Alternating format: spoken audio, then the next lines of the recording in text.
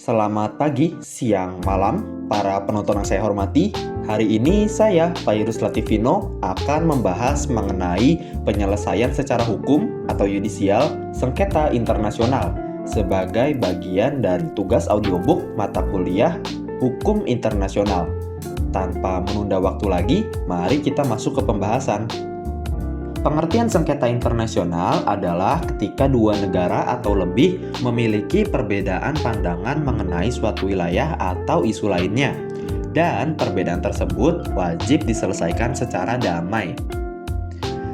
Dasar hukum penyelesaian sengketa ini diatur dalam beberapa instrumen penting, yaitu Pasal 1 Konvensi Den Haag tahun 1907, Pasal 2 ayat 3 dan Pasal 33 Piagam Perserikatan Bangsa-Bangsa, serta Deklarasi Manila tahun 1982 tentang penyelesaian sengketa internasional secara damai.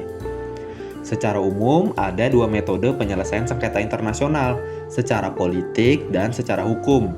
Pada audiobook kali ini, kita akan fokus pada penyelesaian secara hukum. Penyelesaian secara hukum memiliki beberapa ciri pokok. Pertama, sifatnya berupa fakultatif atau sukarela. Kedua, terdapat perbedaan mendasar antara arbitrasi dan mahkamah internasional. Tiga, peradilan internasional memiliki asal-usul yang beragam. Salah satu bentuk penyelesaian hukum yang paling tua adalah arbitrasi internasional.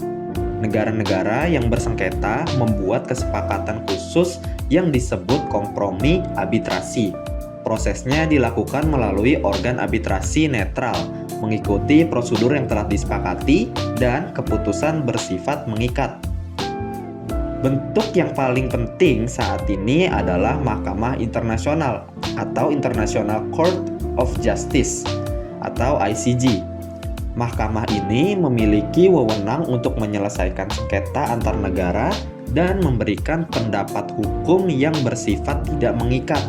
Salah satu keputusan terkenalnya adalah kasus Pulau Sipadan dan Pulau Ligitan antara Indonesia dan Malaysia tahun 2002. Di bawah kerangka PBB juga dibentuk peradilan internasional khusus seperti Mahkamah Kriminal Internasional untuk bekas Yugoslavia atau ICTY dan Mahkamah Kriminal Internasional untuk Rwanda atau ICTR. Terakhir, terdapat Mahkamah Pidana Internasional atau International Criminal Court atau ICC yang memiliki struktur dan fungsi mengadili individu pelaku kejahatan internasional. Mahkamah ini berprinsip complementarity, yaitu hanya bertindak jika negara nasional tidak mampu atau tidak mau mengadili. Dengan demikian, penyelesaian sengketa secara hukum menjadi pilar penting dalam menjaga perdamaian dan ketertiban internasional sesuai prinsip hukum internasional modern. Demikian penjelasan singkat mengenai penyelesaian sengketa internasional secara hukum. Terima kasih sudah mendengarkan.